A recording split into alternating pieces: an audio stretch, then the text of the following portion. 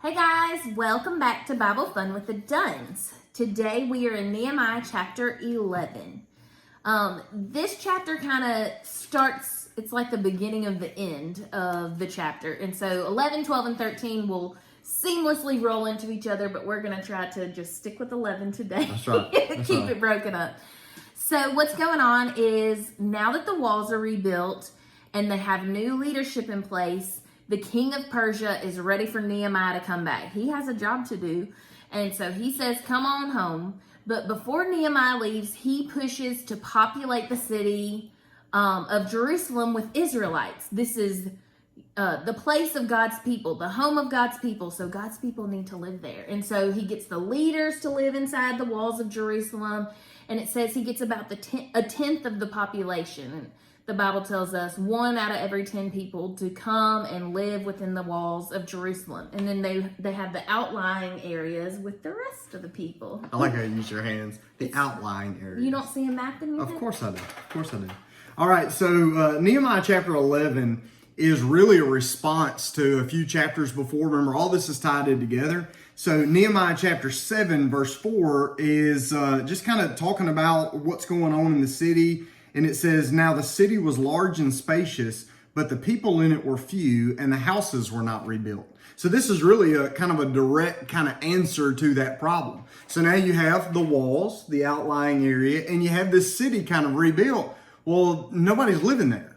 And so the problem is, now that you've done all this work, and now that you've had this big ceremony, and we're getting back to godly principles, you got to have buy-in for people to come in and say, all right, everything we just said is more than just talk. We're about to reinstitute some things. Because remember, Jerusalem is the center of Israel. It's going to be the capital. It still is today. And this is an important moment. That's right. And so you got to have buy-in for all of this.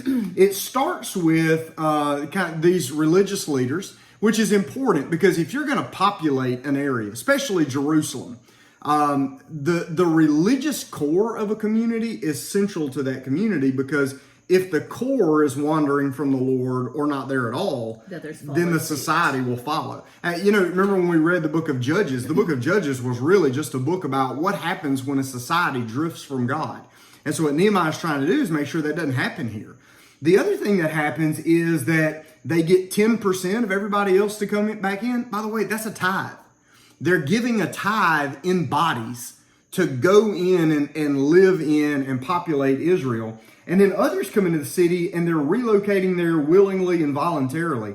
I think that probably what's happening here is there's a lot of people who are involved in all that's going on in the country, and they're really excited about this spiritual change in their community. And what they're saying is, we want to be a part of that. We don't want to just see it from a distance. We want to be right in the middle of it. Mm-hmm. There's also a gospel component here, because we literally have the story of a great king, the royal of all royals, Jesus Christ, who leaves his home in heaven to relocate to the world, to be part of us, to live with us, to die for us, to rise again for us, and to still watch over us and care for us and have a plan to take us where he is. And so there's a component to this.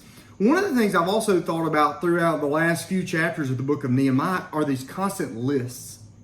So there's the lists of who signed the document, the lists of who moved in town, the lists of who come from what family.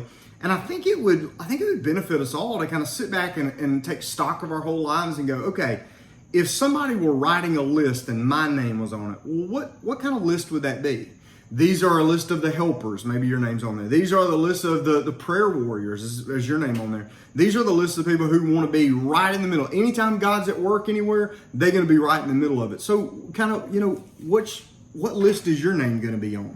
The other part to this is, I like how, like in verse 16, it gives some names. And he said, and these Levites, they had oversight of the business outside the house of God. And so we've spent a great deal of time with those who are serving in the house of God, but there's also a good role here for those who serve outside. And it may be that really that's the largest audience of people. I mean, there's a finite number of people who could work in the temple. There's a finite number of people who preach on Sunday morning or teach a Sunday school class. But look, doesn't everybody serve somewhere? And at our church, don't we say things like every member is a minister and every member is a missionary? We're a minister to somebody somewhere, and we're missionaries to some people someplace. And it may be our homes or our schools or our jobs or our teams. But listen, we're responsible for those things. So I'm reading through this and I'm seeing that this is real life.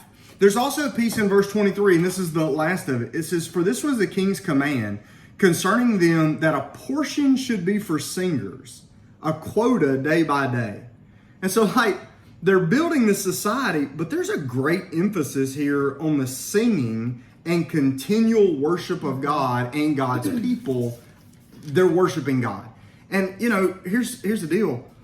They're making sure that there is this constant hymn of praise in their lives, in their hearts, and in their city streets, serving the Lord. And so it's a great thing for us. Like, what filled your day today? What's going to fill your day? If you're watching this early in the morning, is there going to be praise and worship of God all day, or just right now? Is it just your quiet time, or is it just all day? Is it just when you're at church or outside the house of God? This is real life, and we want to take this stuff seriously. We want to put it into practice, and we want to keep reading. Keep reading, and we'll see you soon. All right? Bye.